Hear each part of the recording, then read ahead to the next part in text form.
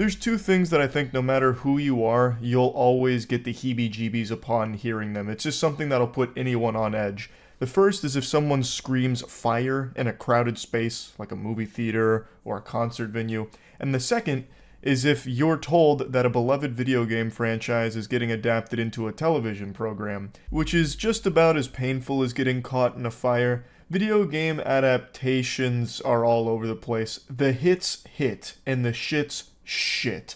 Like the Halo series, goodness gracious, what a stinky Methodist that was.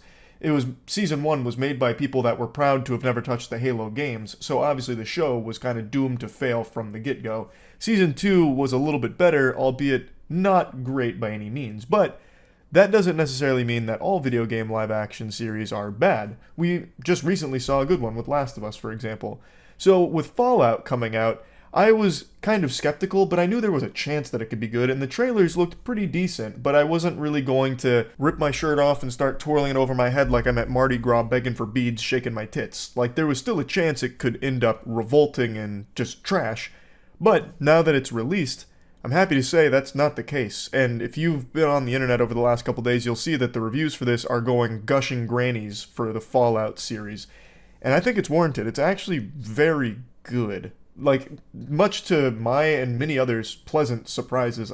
I thought at best it would be decent, but it's actually pretty great, all things considered. I'll avoid spoilers here, but there's 8 episodes, all of which dropped on Amazon in one big batch, so they gave you the entire payload up front, which I've been very vocal, not a huge fan of the binge model. I'd prefer it was a weekly basis, because this just means it's going to fade out of people's minds much quicker than something like an Invincible, which is another Amazon series that they do release weekly. It keeps people talking about it, and it keeps everyone on the same pace, so you can reflect on each individual episode, speculate on where things are going, and digest it that way. I think it's a lot more fun, and it gives the series a longer runway in the public consciousness.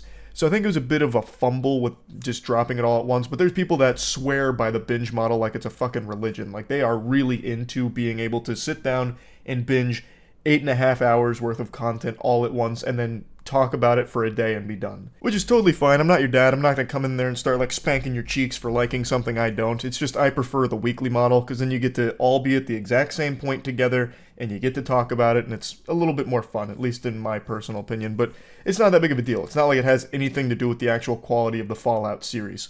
But I just wanted to mention that. Anyway, Fallout is very clearly made by people that are extremely knowledgeable on the games. And I think it's obviously because they brought aboard Todd Howard. They brought in Bethesda to work on this with them. This isn't a situation like with Halo where they're proudly oblivious to anything that happened in the established lore and they just make shit up, pull all kinds of garbage out of their butthole and throw it onto the screen. Here, they paid close attention to the continuity of the series. They paid very close attention to all of the lore that has been established in the Fallout universe, and they tell their own story within it, for the most part, that plays by all of the established rules. And I really like that. What should be common sense to everyone in the industry is a very rare delight, it seems, where if you bring aboard the people that helped create this property you're adapting, you get a much better product, because you're adapting with the actual creators on board to help steer the ship.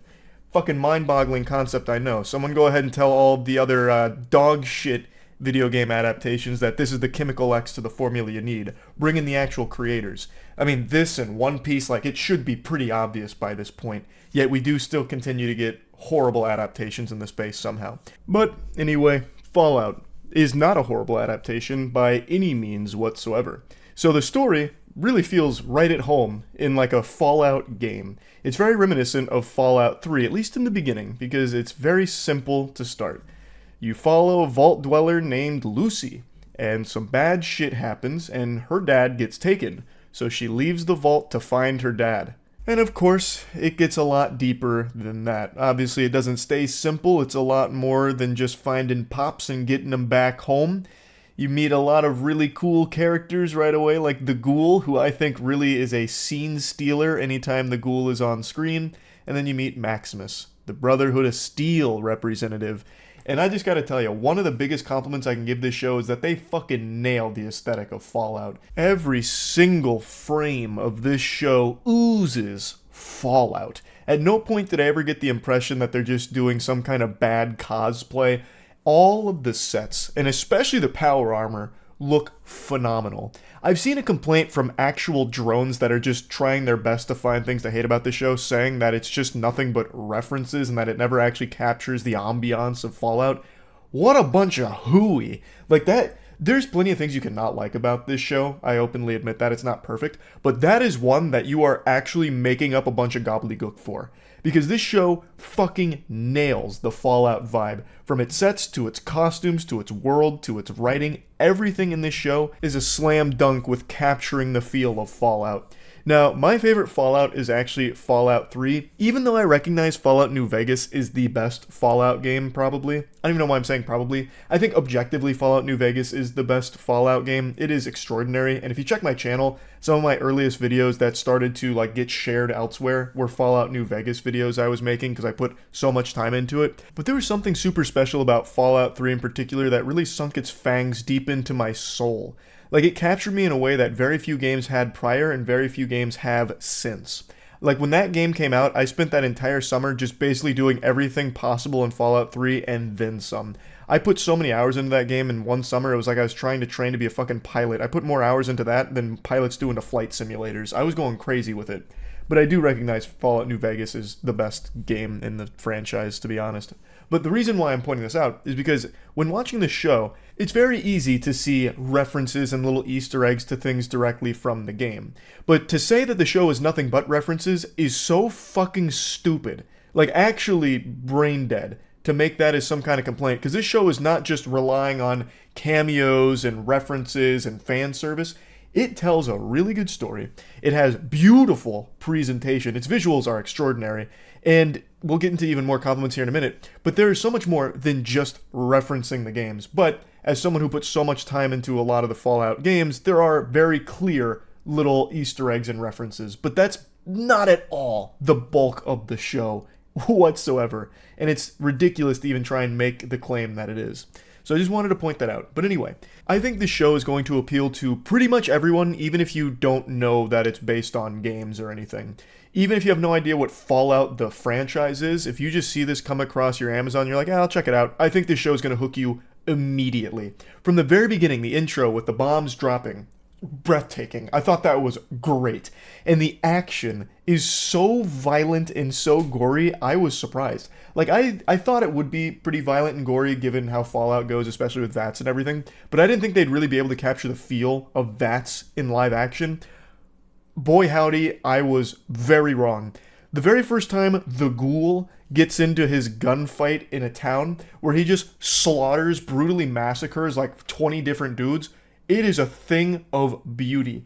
They do it masterfully with like slow-mo that doesn't feel like Zack Snyder Rebel Moon slow-mo where it's just useless and bloat. It feels so stylized. So he's got like his little gizmo, his little doohickey that's shooting these giant fucking like mini nukes almost from a pistol, like a revolver, and it's like piercing people and blowing their entire spine out their ass. Like half of someone's head gets blasted off in a collateral, and he's just like going around in circles like it's Deadeye out of Red Dead Redemption. It's so cool. They really nail the VATS system feel in live action. It was extraordinary. And I think that's going to hook anybody, even if you don't know it's supposed to be like VATS inspired. It was great.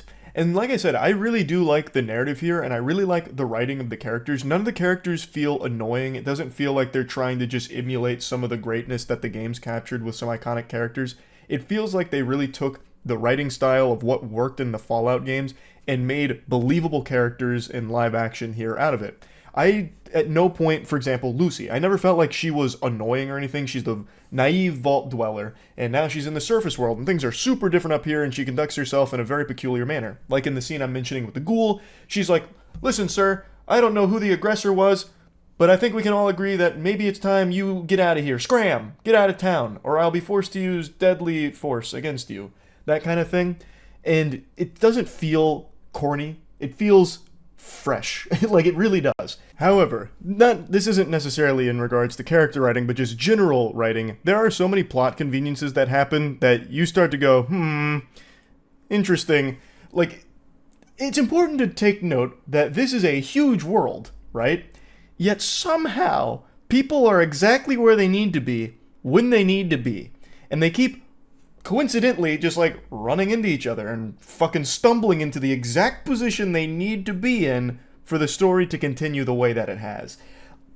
Like, I get that it's a show, but at certain points it was like, come on, are you fucking kidding me? You're telling me, like, in the middle of fucking nowhere you were able to find this and do that?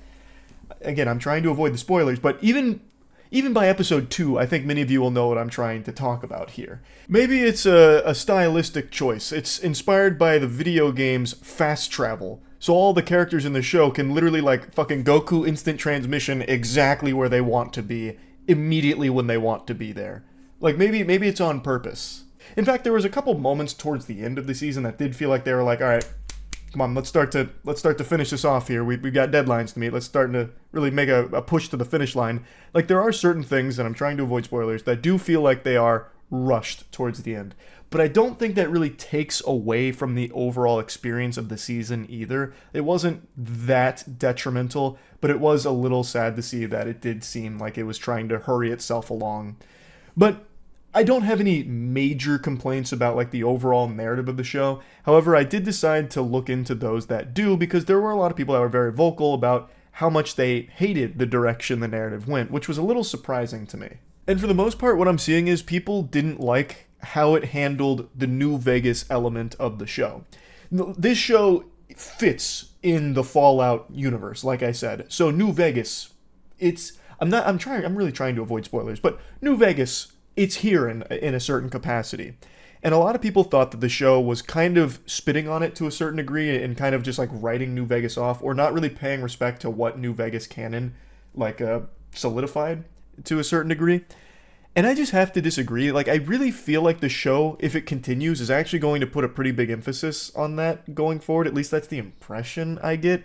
Like, I didn't really get what a lot of people are saying about how New Vegas was handled here as being a negative thing. At least not yet. I guess we'd have to see where the show goes going forward. But right now, I just really don't think they did anything wrong with it. At least nothing that would make me upset. And this is coming from someone who does love New Vegas, the game. So I really don't think they made any bad decisions with the lore. Now, of course, I'm not like a lore expert in Fallout or anything, so maybe there are certain things, like little tidbits that they messed around with. I saw a lot of people mentioning things about the NCR and how they didn't really handle the NCR properly in regards to their presence in the games and where they should be in the year that this takes place. And I guess that could be a very valid complaint, because again, I'm not entirely sure on the specifics of the timeline of the games and where everything fits. But for the show, everything really does work, and I feel like they're not backed into a corner where they can't fix certain things that might be a little out of whack with the timeline going forward. I feel like there's a lot of flexibility going forward with it if it continues. But actually, there is one narrative choice that they made that I didn't really like that much. I wasn't exactly pumping my fist when it came to a certain twist that they put out there that I'd never really seen present in any of the Fallout games, but maybe I'm just some kind of fucking stupid Neanderthal that sleptwalked through it. But this is going to be a minor spoiler. I'm not going to give like big spoilers, but it has to do with something in regards to Vault-Tec and pre-war.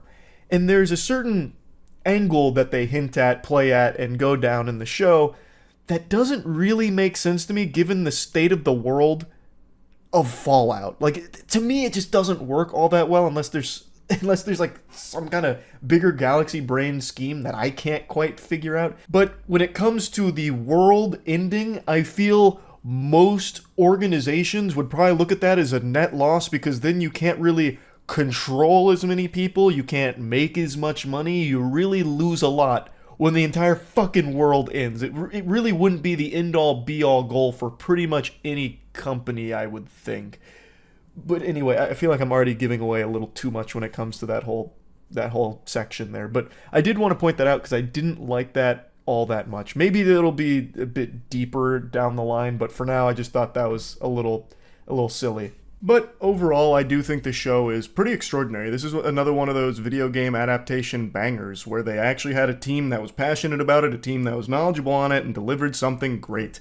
So if I was to give Fallout a score on the moist meter, I'd probably slap that puppy with a cool 90%. Like, I really do think this is a show worth watching, even if you're not familiar with the Fallout games or the universe at all. I still think this is a show you're going to enjoy. It's hard not to like it, to be honest. No matter what familiarity you have with the property, it's just a really fucking cool show that's really well done. So yeah, that's really about it. So yeah.